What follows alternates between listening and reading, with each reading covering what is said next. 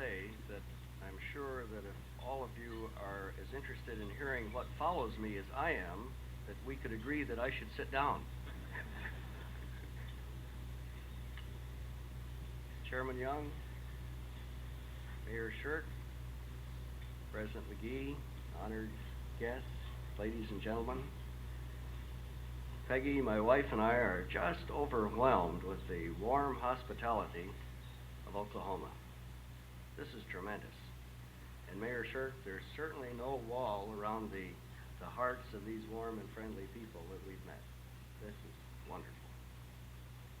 Another thing, before I get into my prepared remarks, that I'd like to say is that I sense a spirit of the future here in Oklahoma City.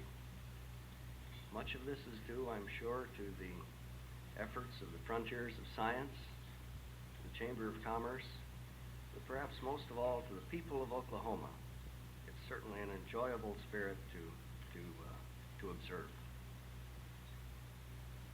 Now, one of these honored guests here today, or perhaps both of them, or in any event, a pair of their fellow astronauts, soon will be standing on the moon. According to the NASA timetable, there are only about 1,000 working days left before what surely will be the most exciting single moment in human history. We can expect that the pulse rates and blood pressures of these first lunar visitors will be microwaved back to Earth and broadcast to hundreds of millions of us Earthbound people. Indeed, it won't be surprising if some enterprising newsman also monitors the heartbeats of the astronauts' watching wives for purposes of comparison only. But such statistics will hardly measure the true excitement that these brave men and equally brave women will experience. And as our own hearts pound, living this moment vicariously, each of us will know an unprecedented thrill as we share in the fulfillment of this magnificent human achievement. Now, only a few courageous men like astronauts Thomas Stafford and Eugene Cernan can now contemplate the thrills of space travel on a personal basis. And only a few courageous ladies like the charming pair here today, Mrs. Stafford and Mrs. Cernan, can know how it feels to have husbands engaged in such a vital and ultimate adventure. But we should remember that nature has provided all of us with the opportunity to participate in the excitement of discovery.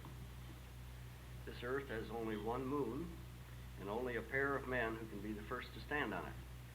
But our Earth and everything about us still contains millions of mysteries, uncounted unlocked secrets, unlimited opportunities for you and for me to make explorations of our own and seek the fun and thrill and excitement of discovery. The wonderful thing about exploring the frontiers of science, seeking new knowledge about nature, is that it can provide a succession of thrills. First, the thrill of getting a good idea. Second, the thrill of having it actually work. Third, the thrill of putting it to use for mankind. And finally, the thrill of knowing that every discovery is a stepping stone to yet another opportunity. The difficult thing about exploring the frontiers of science is that between the moments of excitement, there are inevitably long periods of just plain hard work and frustration. And these two astronauts here today can assure you that such periods do occur. Now, I'm not going to presume to try to describe the problems and challenges and special kinds of excitement reserved for that dedicated and wonderful breed of men known as astronauts.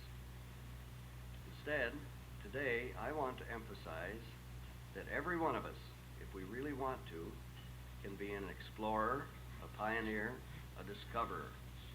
As examples of what I mean, I want to tell you about the excitement of discovery experienced by several young men who are earthbound, but who have unchained imagination, young men with whom I've had the pleasure of working in recent years. I guess the point I want to make to the young people here today, and to those who are guiding them, is that one way to find fun and excitement and hard work in between is by creatively learning new things about nature and creatively putting them to good use. Like the thrill Tom Grubb and Len Niedrak felt as they watched that little electric motor spin the tiny model airplane propeller, even though rubber bands would do it better. Like Dick Roberts and Bob Owens first starting that lawnmower engine, even though it looked exactly like millions of lawnmower engines in garages all over the country. Like Al Hay seeing those surgical instruments being removed from a steaming autoclave. But I'm getting ahead of my story, of course, and you don't even know what I'm talking about yet. Let me tell you about it. They're separate stories, although the protagonists all have several things in common. They're all young. They all became interested in science at a very early age, and they all were fortunate to have teachers who nurtured their interests. And they all worked within a few hundred feet of each other on different things, but in a similar atmosphere of creative enthusiasm. My first example might be called a low-pressure story, since it deals with high vacuum. In recent years, scientists have learned how to achieve extremely high vacuum using very special laboratory equipment. Let me explain what I mean about high vacuum. This morning, the radio said the barometric pressure here in Oklahoma City was 29.91 inches, or about 760 millimeters of mercury. At this pressure, each teaspoonful of the Oklahoma air around us contains about 100 quintillion atoms. Now, a quintillion takes 18 zeros after the one. Now, 150 miles straight up from here, where astronaut Cernan was walking around just a month ago, there are comparatively fewer atoms per spoonful. The barometric pressure is quite low, less than 1/1,000,000 of a millimeter of mercury instead of 760. And scientists can now achieve in the laboratory pressures as much as 1,000,000 times lower than that, although hardly in anything large enough for walking around in. But even in a small vacuum chamber with practically nothing at all in it, a group of our research people found a way to get big results. These came about because they were also interested in surface chemistry, especially the study of metal surfaces. Now, if I were to use this key, which Mayor Shirk kindly gave me, scratch the metal surface of this microphone, I would make, I'd make an awful noise, that's what I'd make. But in addition to that, I'd make a fresh metal surface. But that scratch would be a fresh surface, absolutely clean, for only about 1/1,000,000th of a second. In that fleeting instant, some of those quintillion atoms per spoonful in this room would bump up against the fresh scratch, stick there, and make a coating on it. Well, 1/1000,000th of a second is a pretty short time in which to study a fresh metal surface. So, it was decided to use we're quick, but not quite that quick. So it was decided to use new high vacuum techniques to study fresh surfaces in slow motion. If astronaut Cernan, during his walk in the vacuum of space, by any chance, scratched the outside of Gemini 9, the new surface stayed fresh for several seconds. In the laboratory, new techniques have made it possible to take a really good look at new metal surfaces, created in high vacuum, of course, over a period of several hours or days.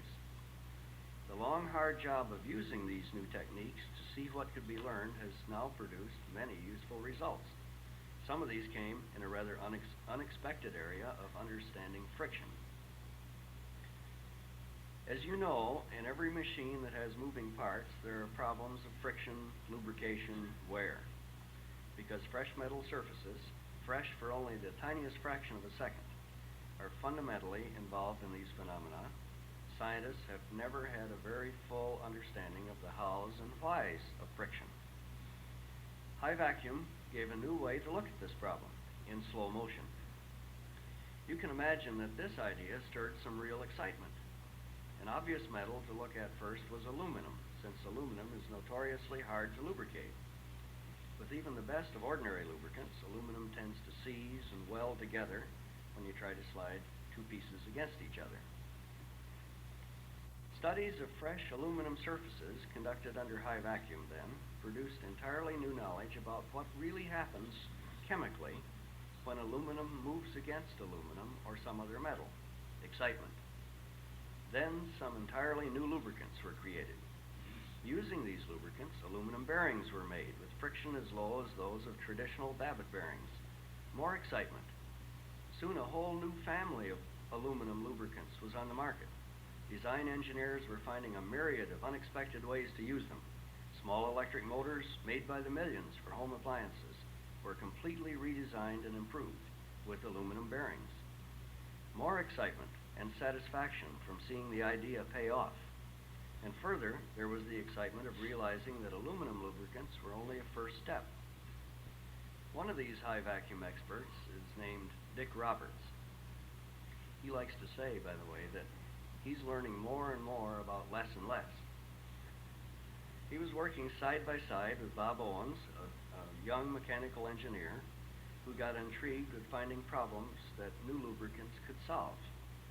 Together, they took a vacuum look at some other hard to lubricate materials. Among these other materials are stainless steel and that highly touted space-age metal, titanium. Some especially creative chemistry led to the discovery of lubricants that would work with both titanium and stainless steel. That the miracle additive in the lubricant, in this case, was based on ordinary iodine. And thus, as somebody said, ordinary iodine moved out of the medicine cabinet and into the space age. Dick and Bob wanted to prove conclusively that their new iodine lubricants would work with materials that engineers had believed for years could not possibly be used where friction was involved.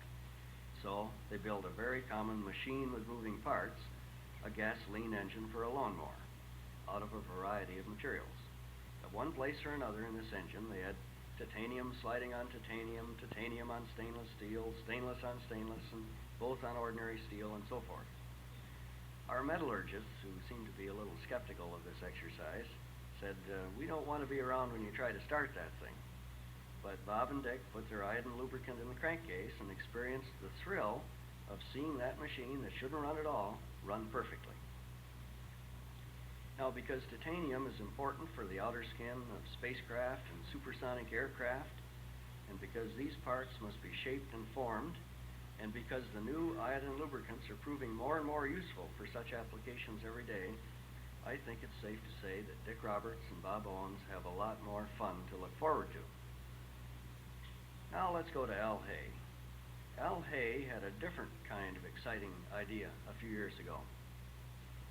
This story really started as a result of his work in organic chemistry when he was still way back in graduate school. And in Al Hay's case, it's not nearly as long ago as it is in mine. Back in graduate school, Al became interested in oxidation reactions. Well, of course, an oxidation reaction is a fancy phrase for what happens on a grand scale every time you light a match, involving millions and millions of molecules. But Al was interested in using an oxidation reaction to perform a selective and carefully controlled operation on a specific part of a single molecule. In short, he had an idea for creating a new kind of plastic material by a process that might be called a slow burn.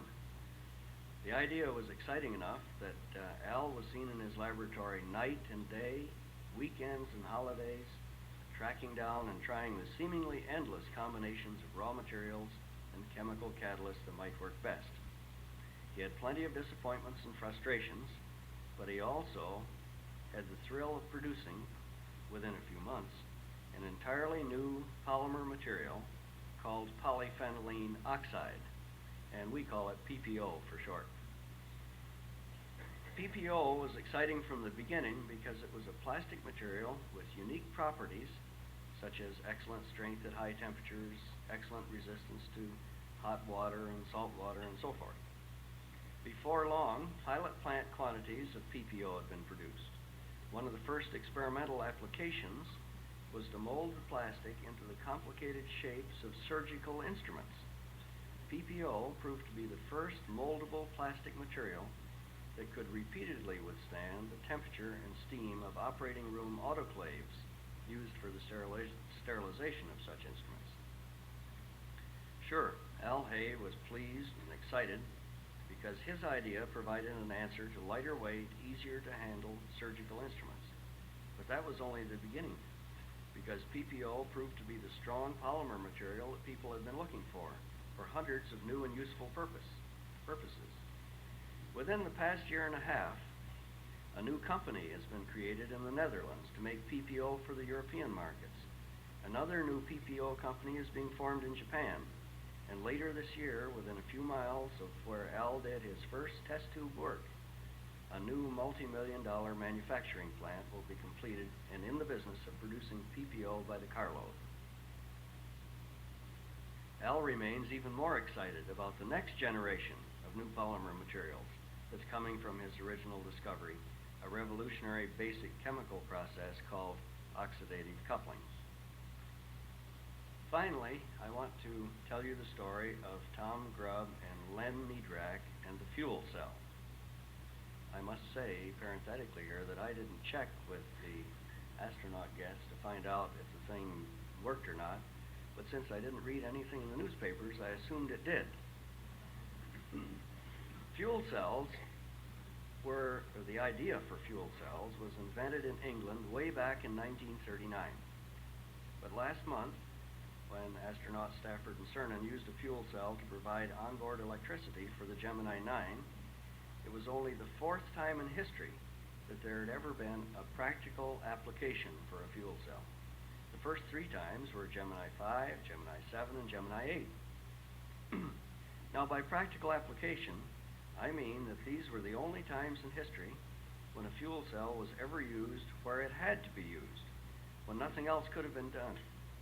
No other device could have provided the Gemini spacecraft with as much power for such a long time without exceeding the weight limitations. And I'm sure our honored guests here would agree that it would have required a very long extension cord.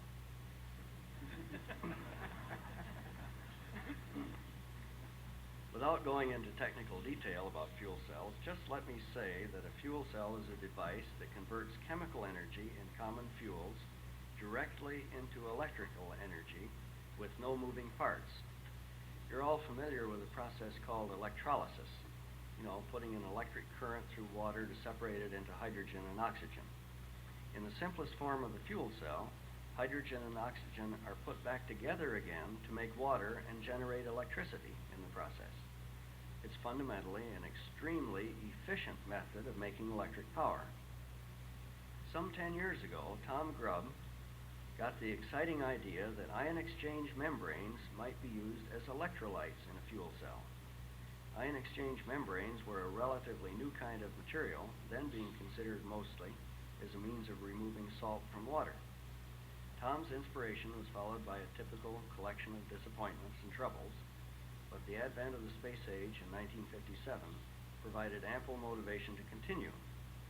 The first Sputnik convinced Herman Lebowski, who was Tom Grubb's boss, that fuel cells might be important in space. For such specialty applications, the ion exchange membrane cell appeared to be a very good bet. Tom built his first tiny fuel cell, which used pure hydrogen and oxygen to generate an electric current. This fundamental discovery, of course, benefited from improvements made by Len Niedrak, a colleague working in the same group, and help from a number of others, too.